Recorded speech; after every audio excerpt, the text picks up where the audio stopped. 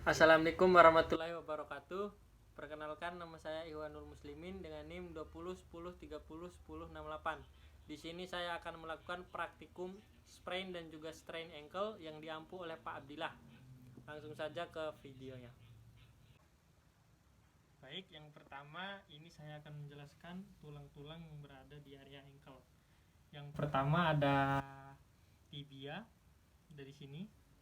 Di sini ada tibia di bagian sininya. Kemudian ada fibula bagian sini. Kemudian di sini ada namanya calcaneus di bagian sini, calcaneus. Ini.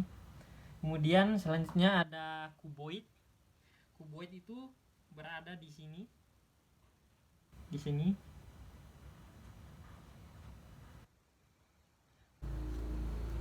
Baik, di sini saya akan menjelaskan tulang-tulang yang berada di ankle.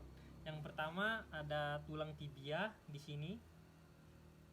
Kemudian sini tulang tibia. Kemudian ada fibula di sini. Kemudian ada calcaneus. Calcaneus itu berada di sini. Sama di sini juga calcaneus. Kemudian ada cuboid. Cuboid itu berada di sini. Cuboid berada di sini. Nih. Kemudian ada talus. Talus berada di sini. Nih. Ini ada yang geranjel-geranjel ini. Kemudian ada lateral uniform. Lateral uniform itu berada di sini. Nih. Bagian sini. Kemudian ada intermediate uniform. Di sini sejajar dengan jari tengah. Sejajar dengan jari tengah ini. Kemudian ada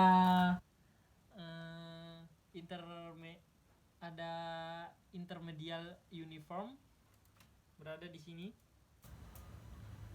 Dan yang terakhir itu ada navicular di bagian sini. Bagian ini navicular. Selanjutnya ada tendon. Yang pertama itu ada tendon Achilles. Tendon Achilles itu ada di sini nih, menonjol ini.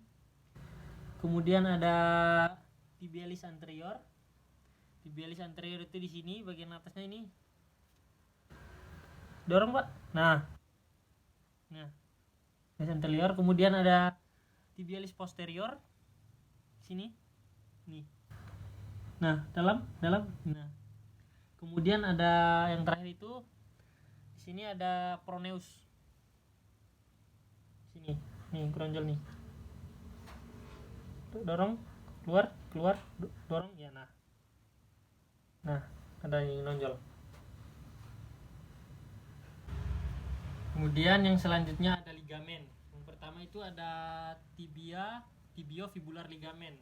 Itu penghubung antara tulang tibia dan juga fibula. Berarti di sini. Di sini, berarti di sini. Di sini dan di sini. Kemudian ada anterior talofibular ligamen. Anterior talofibular ligamen itu di sini. Bagian sini. Kemudian ada posterior talofibular ligamen di bagian sini.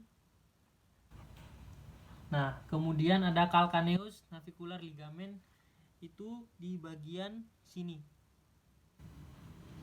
Kemudian ada fibula calcaneus ligamen itu di bagian sini.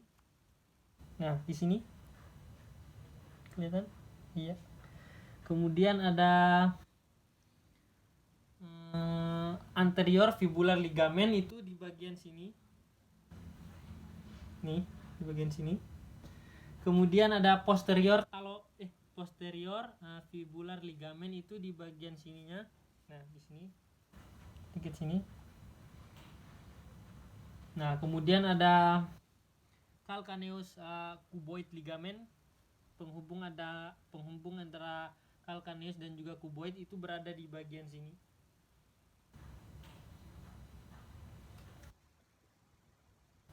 Selanjutnya ada pemeriksaan. Yang pertama bisa dilakukan pemeriksaan aktif.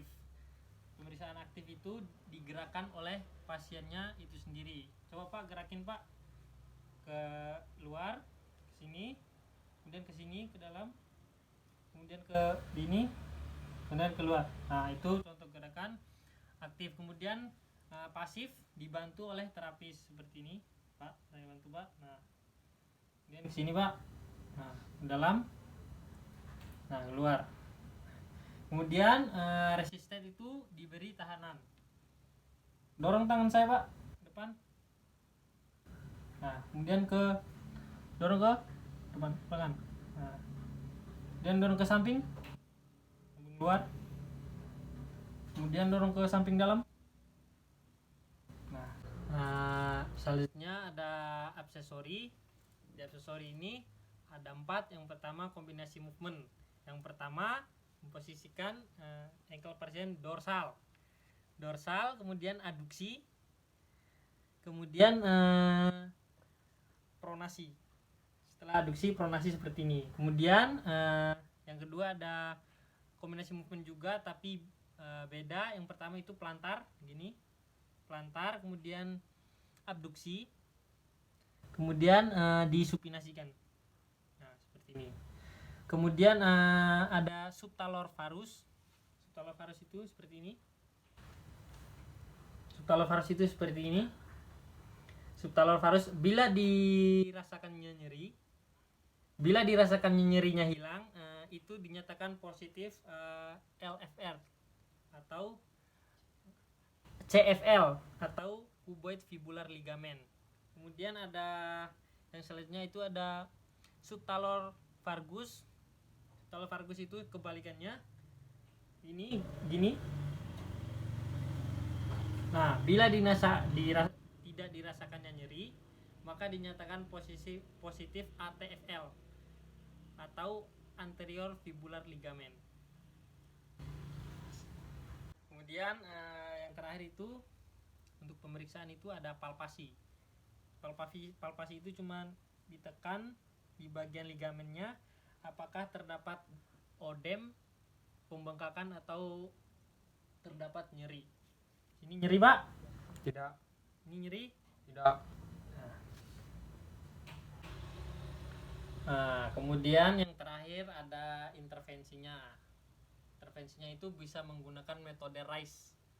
Metode RICE itu bisa mengistirahatkan kegiatan yang dilakukan oleh si pasien. Semisal mengurangi bermain futsal kalau pasiennya atlet futsal. Kemudian mengkompres es di area yang mengalami nyeri. Misalnya di sini nyeri, dikasih kompres untuk mengurangi terjadinya pembengkakan atau nyeri. Kemudian selanjutnya ada dikasih bandage untuk mengurangi pembengkakan juga. Kemudian yang selanjutnya